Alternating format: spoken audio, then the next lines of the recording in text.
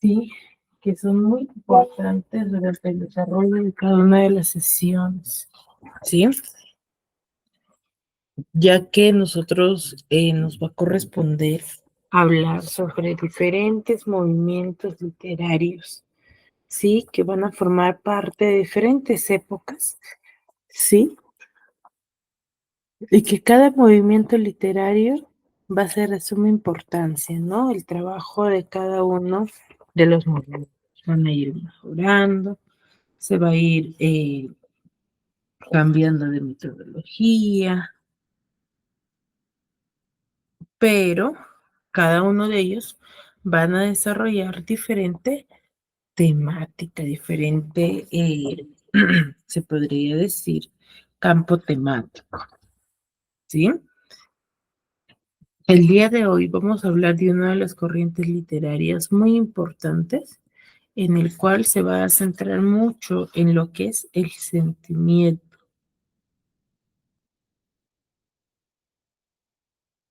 ¿sí? Se va a centrar mucho en el sentimiento, en lo subjetivo, que va a ser el romanticismo. El romanticismo es una corriente literaria muy interesante en el cual se va a centrar más que todo en el sentimiento, ¿sí? Profundo del ser humano, ¿no? Cómo es que se relaciona, ¿ya? Cuando nosotros hablamos de del romanticismo, rápidamente se nos va a venir a la cabeza y decir los románticos, ¿no? Los que va a estar centrado todas las ideas en en, en el sentimiento, ¿no? Aquí ellos se centran mucho en lo que es el sentimiento que van a tener hacia una persona. Para ellos va a ser muy importante ello, ¿sí? No se van a dejar guiar por lo que en realidad se debería de hacer, ¿no? O mejor dicho, por la razón, sino más bien por el aprecio, por qué es lo que sentían por alguien, o por una mujer, o aquella persona. Entonces ello va a girar en torno a ello cada una de las historias, ¿sí? Entonces vamos a ver dónde habrá surgido el romanticismo.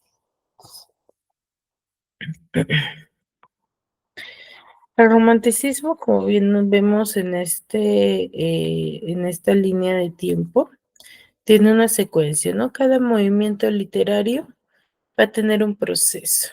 Edad Media, Renacimiento, Barroco, Neoclasicismo, primera mitad del siglo XIX surge el romanticismo. Y ya en la segunda mitad, casi por finalizar, va a surgir el realismo, ¿no? Un cambio de pensamiento rotundo. Y ya en el siglo XX, en el modernismo. Entonces, cada uno de ellos va a tener un proceso y una etapa, ¿ya? En el que se van a ir mejorando cada uno de los pensamientos. Cuando nosotros nos vamos a centrar al romanticismo, debemos considerar siempre su contexto histórico-cultural o ubicarnos, ¿no? En ese aspecto histórico-cultural. ¿Por qué? Porque muchos de los antecedentes históricos va a coincidir con aspectos muy importantes que van a marcar la época, ¿sí? Y que van a ser partícipes de cada uno de los de la temática. Primero, ¿dónde se origina el romanticismo? En Alemania, a finales del siglo XVIII. Entonces, no quiere decir que solamente haya surgido en Alemania, ¿ya? Sino que en Alemania se desarrolló con mayor interés, con mayor importancia, ¿ya? Por eso se dice que surge en Alemania a finales del siglo XVIII, ¿ya? Y va a surgir o va a coincidir este movimiento literario con la primera revolución industrial que se desarrolla en Inglaterra. Y la Revolución Francesa, del año 1789. Recuerden que cada etapa, cada época va a ir teniendo diferente contexto y va a ser muy importante porque va a marcar la época, va a tener avances, ¿ya? Y aquí, durante esta época, vas a ver la consolidación del capitalismo y la industrialización. Entonces, ¿qué quiere decir? Que estos temas que se va a desarrollar durante esta época van a marcar la época y se va a tratar también de manifestar dentro de los escritos, ¿ya? Porque recuerden de que hasta esta época se desarrollaba de manera anónima, ¿sí?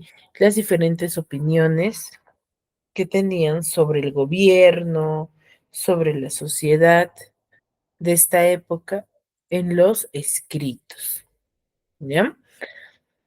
La filosofía idealista alemana, ¿no? De Fichte, de Hegel y de Hegel.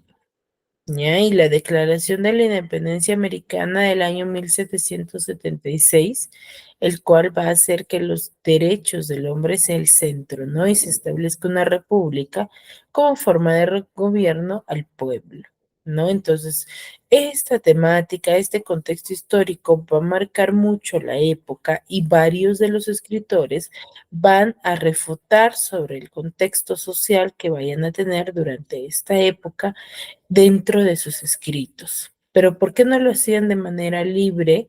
¿Por qué? Porque era penado, ¿no? Era, se podría decir, era castigado.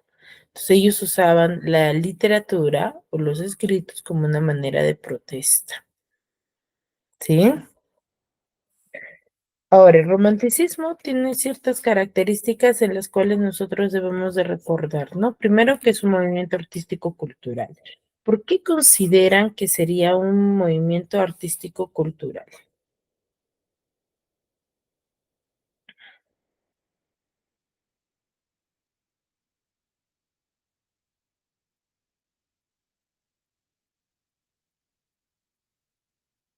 ¿Qué idea tienen cuando yo digo que el romanticismo o cualquier otra corriente literaria es un movimiento artístico cultural?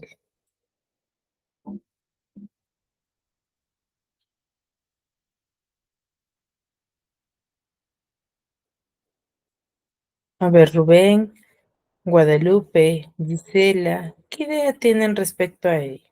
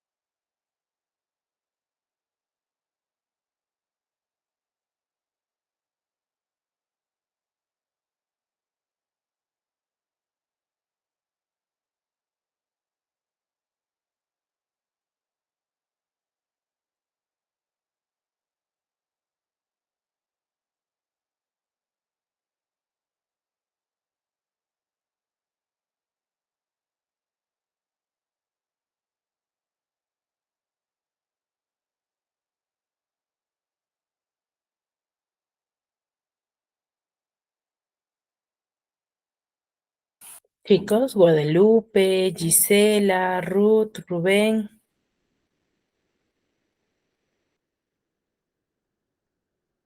¿a qué creen que me referiré?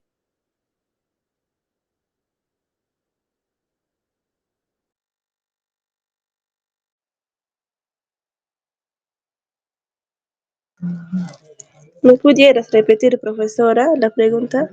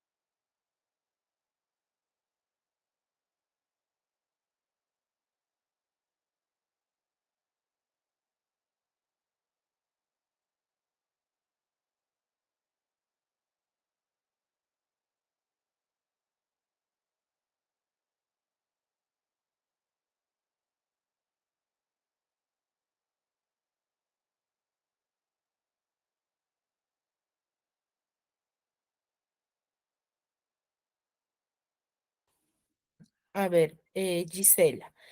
Me refiero a que, por ejemplo, cuando yo digo, no es un movimiento artístico-cultural, cuando yo les digo que es un movimiento artístico-cultural, ¿a qué creen que me referiré o por qué esta característica es fundamental dentro de cada movimiento literario?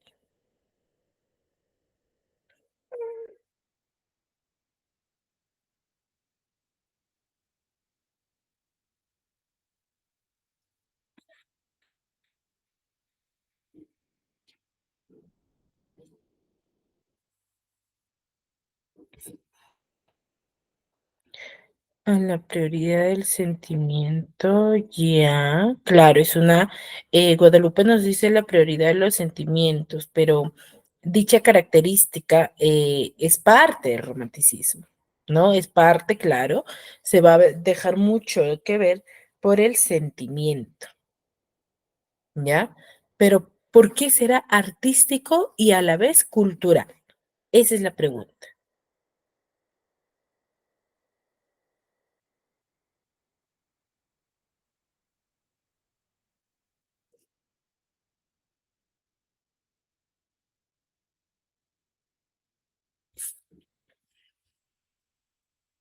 ¿Por qué se dirá ello?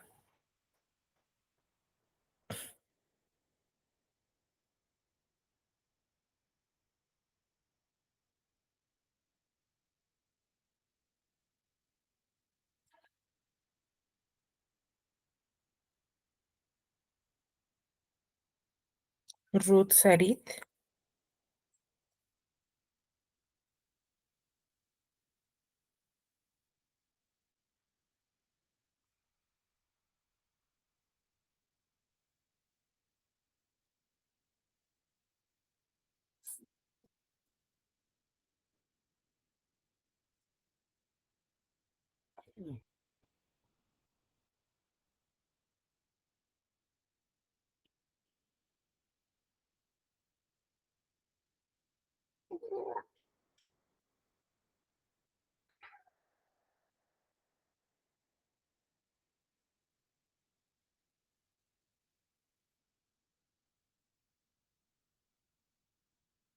Ruth, ¿me escuchas?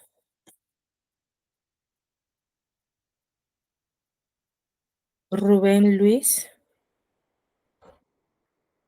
Sí, se escucha.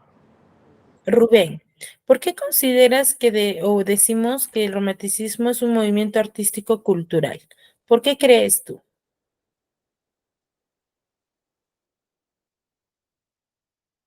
En base a lo que ya les he explicado hasta el momento, ¿no? ¿Qué idea tienes respecto a ello, Rubén?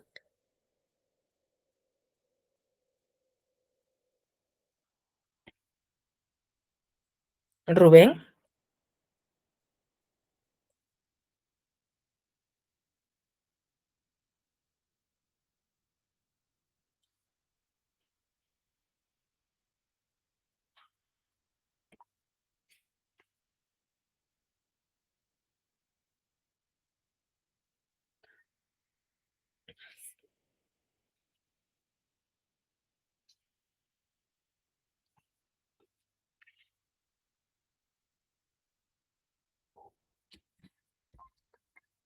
Rubén. A ver, chicos, me gustaría que me manifiesten su punto de vista, ¿no? Y si no, también me podrían decir mí, no, no tengo ninguna idea.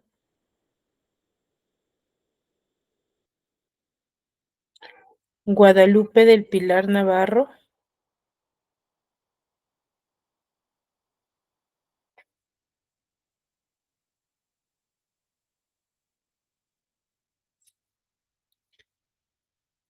Gisela Jenny Ramírez. Ya, Guadalupe, ¿qué podrías decir respecto a la pregunta que les he realizado?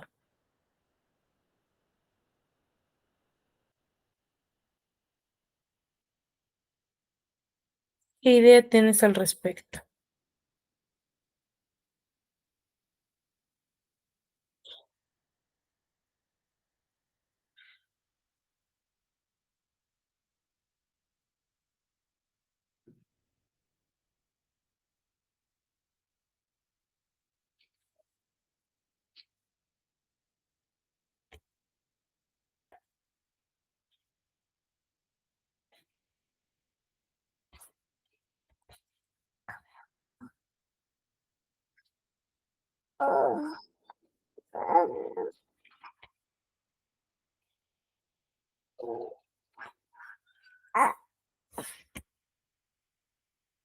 Está basada en los sentimientos. A ver, claro, el romanticismo está basado en los sentimientos, Guadalupe. Pero cuando yo voy a decir que es un movimiento artístico cultural, ya, y que se va a oponer a los preceptos del neoclasicismo, es porque nosotros nos vamos a centrar que no solamente la literatura, la pintura, la música, la arquitectura forman parte de un aspecto importante de este movimiento, sino los antecedentes culturales, la sociedad, cómo es que se desarrollaba la economía, las culturas que aparecían, la forma de pensamiento dentro de esta época, va a ser fundamental también dentro de este movimiento y que va a tener mucho que ver, ¿no? Se va a relacionar mucho con esta forma de pensamiento. Entonces, por eso se dice que es un movimiento artístico cultural. ¿Me dejo entender?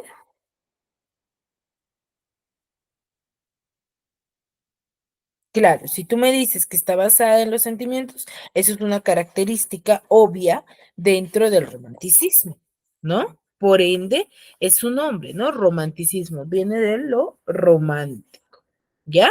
Ahora sí, ¿verdad? Chicos, me gustaría por favor que participen, porque de acuerdo a ello yo voy a registrar su asistencia, ¿ya?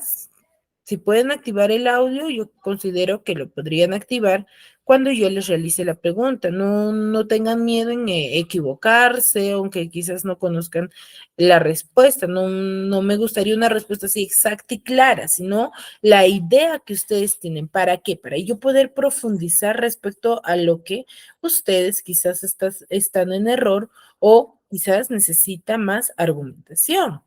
¿Ya? Esa es la idea de las preguntas. Cuando yo pregunto, ya están apagando el audio, entonces yo consideraría que lo activen igual y que me manifiesten su punto de vista, ¿no? Para así poder saber en qué reforzar y en qué no. ¿Ya?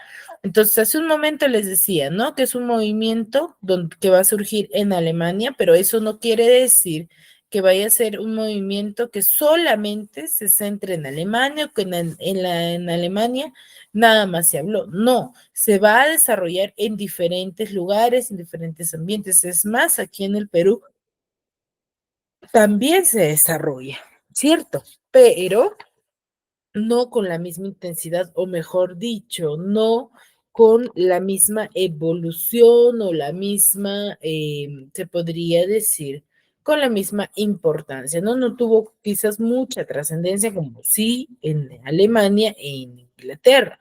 Por eso dice, ¿no? Que nace paralelamente tanto en Alemania y en Inglaterra. ¿Qué quiere decir paralelamente? Que surge al mismo tiempo en dichos lugares o países. ¿Sí? Y se le considera como un movimiento cultural asociado a la libertad. ¿Por qué se le considera como un movimiento cultural asociado a la libertad? Porque, sí, en ambos, o mejor dicho, dentro de este movimiento, como todo, como toda idea, lo veían como algo subjetivo, ¿sí? Como algo subjetivo, lo van a desarrollar, ¿sí? O consideraba la gente de la sociedad o del gobierno que todo lo que se estaba manifestando en los libros o en las historias narradas no era real, no era exagerado. Entonces, los escritores tomaron como opción, ¿sí? Como opción manifestar ahí su punto de vista. ¿Ya? Manifestar ahí su punto de vista. Entonces, para los del gobierno, que consideraban que no era algo real, lo veían como algo subjetivo, ¿no? Pero lo que en sí estaban haciendo varios de los escritores era dar a conocer su forma de, eh, de ver la sociedad, ¿no? De la oposición que ellos tenían, ¿no? Y la crítica acerca de la sociedad y la cultura en la cual se encontraba, ¿ya? Hasta ahí todo claro.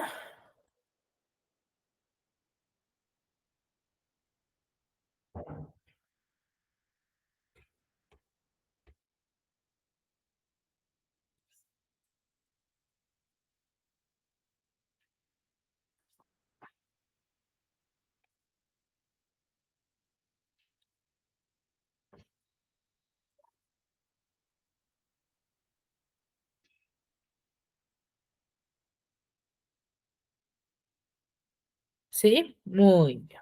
Entonces, por eso es que se le considera como un movimiento cultural asociado a la libertad, ¿no? Como forma de crítica, ¿ya?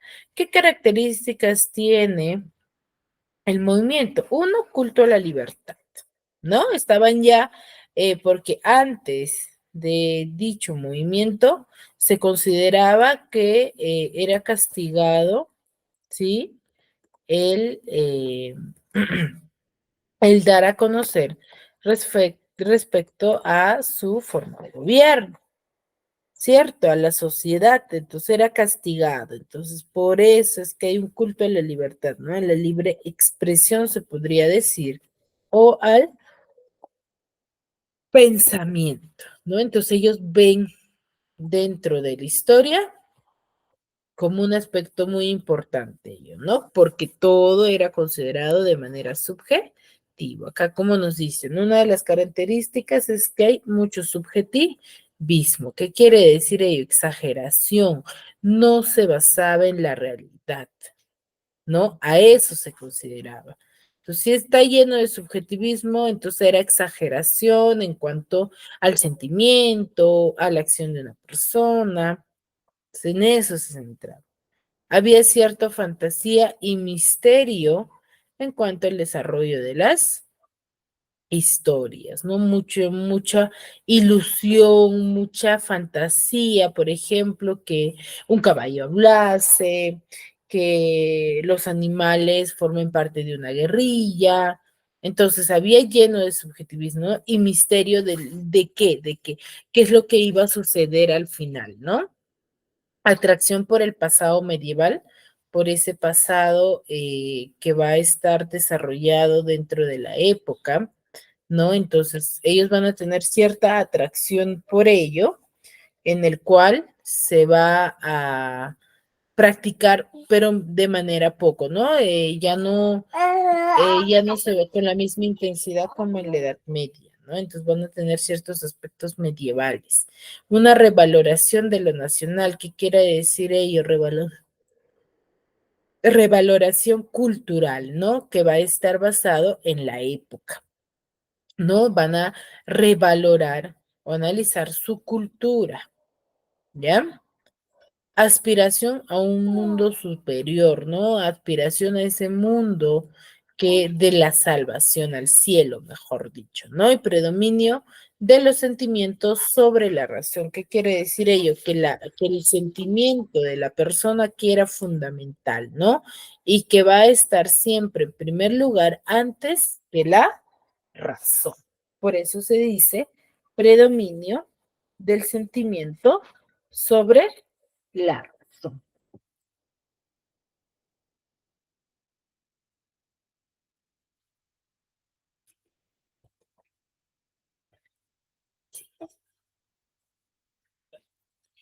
Sí, chicos.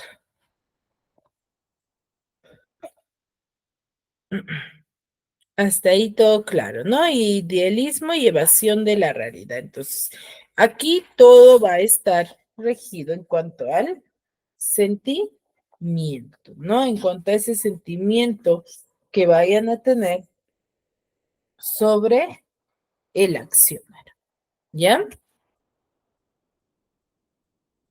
Hasta ahí todo claro. Respecto a las características, si tienen consultas, háganlo porque al final igual les voy a preguntar para poder registrar la asistencia para ver quiénes sí estuvieron atentos a cada uno de ellos, ¿sí? ¿Todo claro hasta ahí?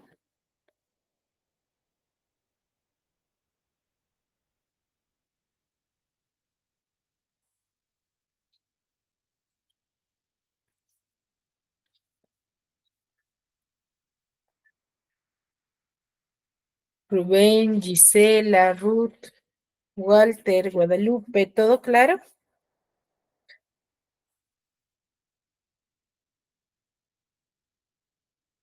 Sí, muy bien, ¿ya? Muy bien.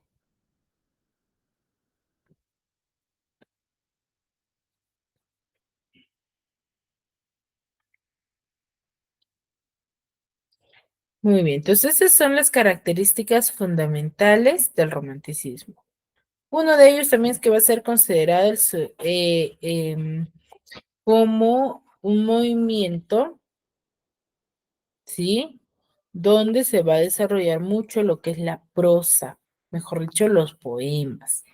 Ya aquí va a haber un rechazo también a los neoclásicos y esta se va a respetar la regla de las tres unidades, ¿no? Que es lugar, espacio y tiempo. Entonces se respetaba este proceso. ¿Ya? Y atracción por lo nocturno también, ¿no? Por los sucesos narrados en la noche, se podría decir, ¿no? Entonces, esas son características sumamente importantes. Vamos a tener diferentes representantes, ¿sí? Durante la época. Uno de ellos es el romanticismo en Alemania, ¿ya? Alemania se va a regir como la cuna del romanticismo. ¿Ya?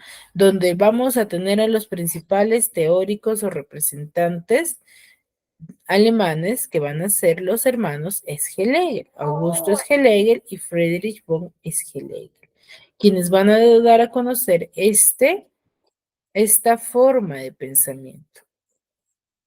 Asimismo, durante esta época se le considera como el movimiento Star on Drag, ¿no? Que es una obra de teatro con el cual va a aparecer esta forma de pensamiento, esta ideología, ya que va a ser narrada en Tormenta y Pasión, ¿no? Formada en los años de 1770 por jóvenes alemanes, donde su líder va a ser Herder, que van a valorar lo folclórico, lo nacional y lo popular, ¿no? En oposición al universalismo clásico grecolatino. Entonces, el movimiento Star on Drang va a ser parte de la época porque va a haber una revaloración de lo nacional, ¿no? De la cultura que ya se estaba perdiendo durante esta época. Como nos dice aquí, es un movimiento fundador del romanticismo alemán que se desarrolla en el siglo XVIII y el nombre, como les decía hace un momento, se debe a la obra teatral, ¿sí? De Friedrich Klinger, que va a significar la oposición contra lo nacionalismo y la ilustración, ¿ya? Estos poetas que van a formar parte de este equipo van a ser, van a valorar los ideales del sueño, ¿no? Y de misterio, así como los lados ocultos con la que contaba el alma del ser humano durante esta época. Y su interés se va a centrar muchas veces en las historia, en las tradiciones alemanas, ¿no? De esa época. Y lo legendario de su cultura, ¿no? Lo que en sí había trascendido. Sus principales representantes van a ser Friedrich Schiller y Johann Goethe, ¿no? Que van a ser grandes representantes. Otro de los grandes representantes va a ser Becker, Gustavo Adolfo Becker, que es uno de los grandes representantes sobre este movimiento, ¿no? Él nace en Sevilla el 17 de febrero del año 1836 y descendió de una noble, o mejor dicho, él viene de una noble familia de comerciantes de origen flamenco. La infancia de este gran poeta va a ser muy dichosa hasta los 5 años, que quiere decir que va a ser muy hermosa. Edad en la que Becker va a pasar por la muerte de su padre. Ya a los 11 años, él muere también su madre, entonces queda huérfano. Su hermano Valeriano y él van a pasar a vivir a casa de su madrina, donde Gustavo Adolfo Bécquer va a disfrutar mucho leyendo los libros de su biblioteca de la Madrid, ¿no? A los 18 años, Gustavo Adolfo Bécquer se traslada a Madrid. ¿Para qué? Para ganar algún dinero, ¿no? Y el poeta va a escribir ahí comedias y zarzuelas en colaboración con sus amigos. En varias ocasiones él va a plagiar novelas de autores franceses para poder comer, ¿no? Para que pueda venderlos y comer. Es donde va a conocer a Josefina Espín, quien va a ser su amor hasta que conoció a su hermana, ¿no? La hermosa cantante de ópera Julia Espín.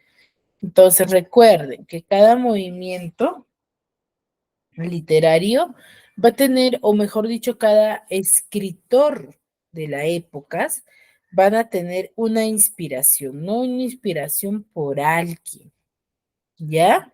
Por alguien. Entonces, esa inspiración va a hacer que en cuanto a ello, se va a desarrollar su temática, ¿ya? O van a ser parte de los escritos de los autores. ¿Y chicos? Entonces, a los 25 años, Becker va a casarse con Casta Esteban Navarro, hija del médico que le trataba a él la tuberculosis, ¿no? Y van a tener dos hijos, Gustavo Adolfo y Jorge, ¿no? Para que su familia tuviese algo que comer, Becker va a empezar a escribir, ¿no? Más y va a trabajar como censor de novelas. Al final él se separa porque Casta le va a ser infiel, incluso tuvo un hijo con otro hombre. Ya después de esto, Becker, dañado, se va a trasladar a Toledo con su hermano y poco tiempo va a morir, ¿no? Muere Valeriano, quien es su hermano, ¿no? Y el poeta se va a poner muy enfermo por la enfermedad, por la tuberculosis que va a tener. Y Casta va a Toledo, ¿no? Para estar con él durante sus últimos días, su esposa que le había engañado.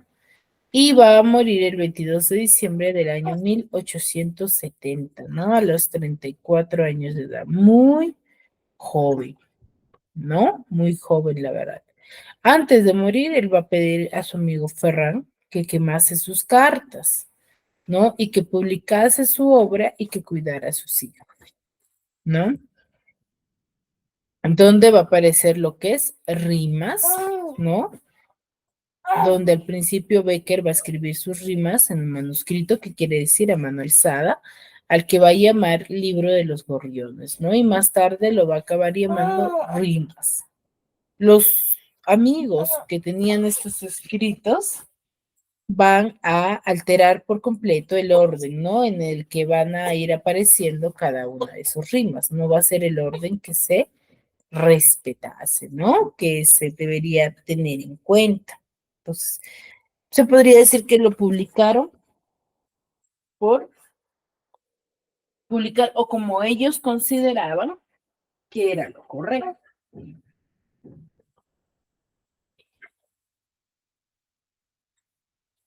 ¿Sí? Entonces era uno de los antecedentes. ¿Sí? Ahora, aquí, ¿sí? En el que ellos van a ir publicando, va a aparecer las rimas en el libro de los gorriones y las van a enumerar en números romanos. Las figuras literarias o la forma de escritura, ¿sí? Más frecuentes que van a aparecer dentro de los escritos va a ser la anáfora, el paralelismo y el hiperbato, ¿sí? Van a ser esas figuras literarias que van a ir apareciendo durante estos escritos. La sinceridad, la pureza, el desnudo interior, van a ser aspectos que van a hacer que el hecho que las rimas hayan conmovido a tantos lectores, ¿no? Como es su formato de escritura, va a ser parte fundamental de de estos escritos, ¿ya? Las rimas de Becker van a estar fijadas hasta hoy, van a ser 76 rimas que han sido publicadas, ¿ya? La mayoría van a ser poemas o son poemas breves de 1, 2 o 3 o 4 estrofas, ¿sí? Predominando los de 4 versos, que son los versos endecasílabos y heptasílabos, ¿no? Que hace referencia a la cantidad, ¿ya? Que van a estar combinados en asonancia alterante en los pares y de pie quebrado. Estas características forman parte fundamental o principal de cómo es el escrito de un poema, ¿no? O qué característica posee, ¿ya? Por su temática, las rimas se va a dividir en 4 series. Primera serie, rimas de 1 al 11, donde su tema principal va a ser la poesía misma, ¿no? La segunda serie, o el segundo grupo, va a ser, ¿sí? Rimas del 12 al 29, donde el tema fundamental va a ser el amor, ¿sí? Tercera serie, tercer grupo, va a ser de la rima 30 y el tema va a ser el desengaño. Y finalmente el último grupo, el sentimiento de dolor, ¿no? Que se va a desarrollar. Por ejemplo, acá tenemos una rima. Dice, ¿quieres que de ese néctar delicioso no te amargue la es? Pues aspírale, acércale a tus labios y déjale después. ¿Quieres que conservemos una dulce memoria de este amor? Pues amémonos hoy mucho y mañana. Como en un libro abierto leo de tus pupilas en el fondo, a que fingir el labio risas que se desmienten en los ojos. Llora, no te avergüences de confesar que me has querido un poco. Llora, nadie nos mira. Ya ves, yo soy un hombre y también lloro. Entonces, eso, por ejemplo, es un parte del extracto de una de sus rimas. Bastante interesante, muy profundo, ¿no? Y también nos va a narrar leyendas, ¿no? Leyendas es uno de los manifestaciones fundamentales de Gustavo Adolfo Bécquer, ¿no? Las leyendas de Bécquer van a estar fundamentales, van a estar narrados o van a formar un grupo de 16 relatos aparecido por primera vez, ¿sí? En la prensa. Gustavo va a armonizar perfectamente en las leyendas la naturaleza con la fantasía, ¿no? Y va a relatar en prosa poética y en lugares muy concretos de España, ¿no? Como Soria, Toledo. Las leyendas más conocidas de Gustavo Adolfo Bécquer son El Rayo de Luna, Maese Pérez, el organista, y El Monte de las Ánimas, ¿no? El Rayo de Luna, por ejemplo, trata sobre un hombre que se va a enamorar de una mujer que no existe y que resulta ser el rayo de la luna, ¿no? Y en el organista va a ser un organista que después de muerto se le va a perder ver tocar su órgano. Otra de sus leyendas muy importantes va a ser la Ajorca de Oro. ¿Sí?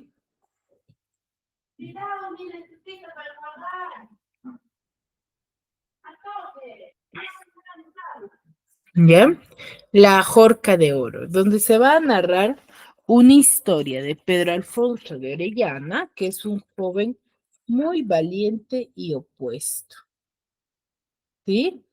Es un joven apuesto y valiente, que va a ser capaz de dar todo por su amada novia, que se llamaba María Antunes, ¿no? Una joven que va a estar llena de lujos y caprichos, a la que no le va a importar, ¿sí? Nada más que su bienestar. Un día, en uno de los tantos encuentros con Pedro, él va a encontrar a su amada, ¿no? María llorando desconsoladamente. Y él, ante esta situación, se va a acercar a ella y le va a preguntar la razón de su incontrolable llanto, ¿no? El porqué de su llanto. Pero ella no le va a dar respuesta y va a continuar llorando.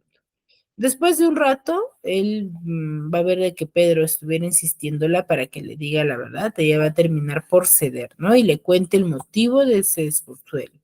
en el que le dice que al entrar a la Catedral de Toledo, ella ve la horca de oro que la Virgen del Sagrario tenía en su brazo. Entonces, tal virgen que se encontraba dentro de la catedral le dijo que se había quedado impresionada ante el brillo de la horca de oro y que desearía que fuera de ella. Pedro, al escuchar esta manifestación, sí, estando consciente del inmenso amor que le tenía a María, ya, él le va a decir que va a ser capaz de hacer lo que fuese con tal de agradarla, con tal de que ella no estuviese llorando, ¿no? Entonces, él sentía el temor por robarle a su santa patrona. Sin embargo, al ver el sufrimiento de María, va a terminar convenciéndose de que debía robarla y va a desencadenar diversos hechos, ¿ya? Vamos a ver un pequeño resumen sobre la horca de oro, ¿ya? Para que lo puedan comprender. La horca de oro. Resumen y personajes.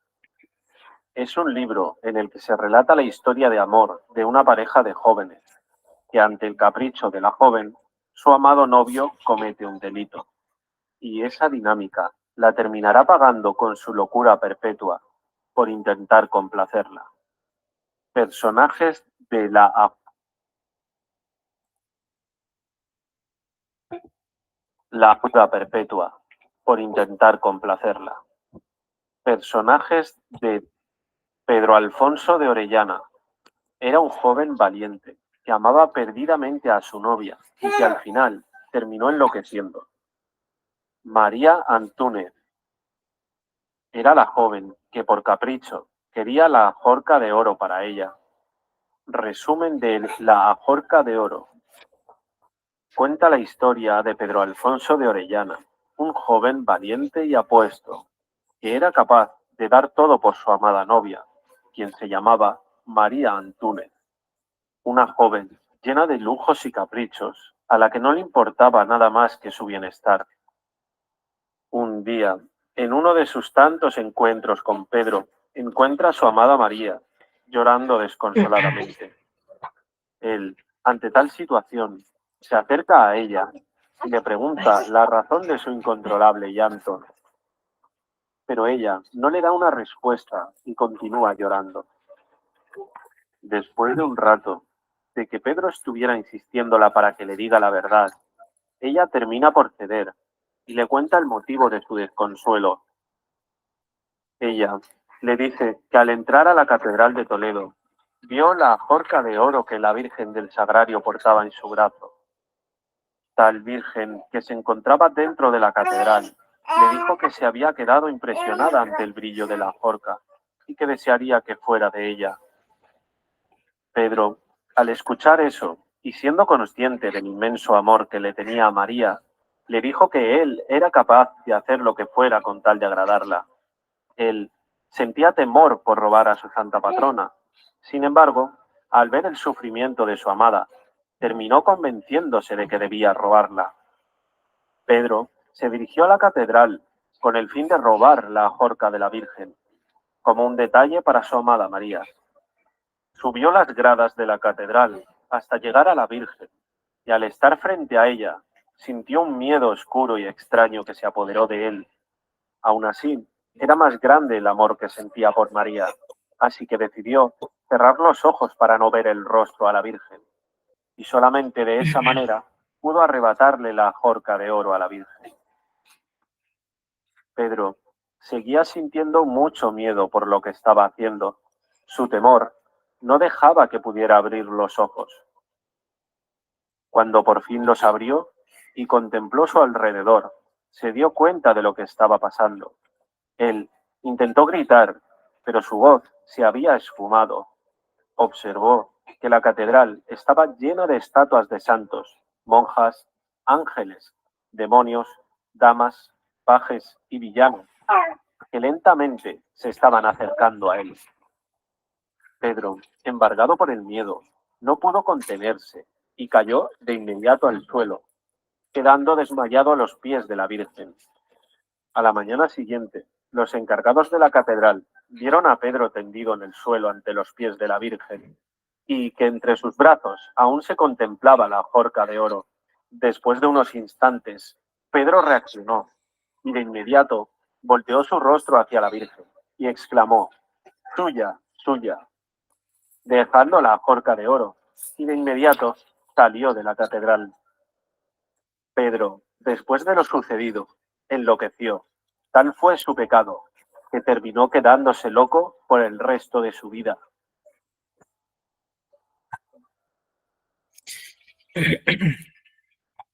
Muy bien, entonces ahí podemos ver cómo es que el sentimiento amoroso que sentía, ¿sí?, Pedro sobre María fue fundamental, fue primordial para él para poder realizar tal crimen, ¿no?, que se consideraba en esa época, ¿cierto? Y el castigo divino. Muy bien, hasta aquí alguna consulta, alguna duda respecto a lo que les acabo de manifestar.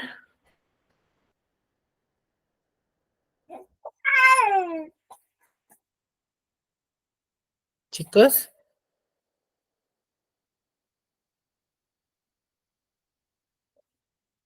todo claro hasta ahí.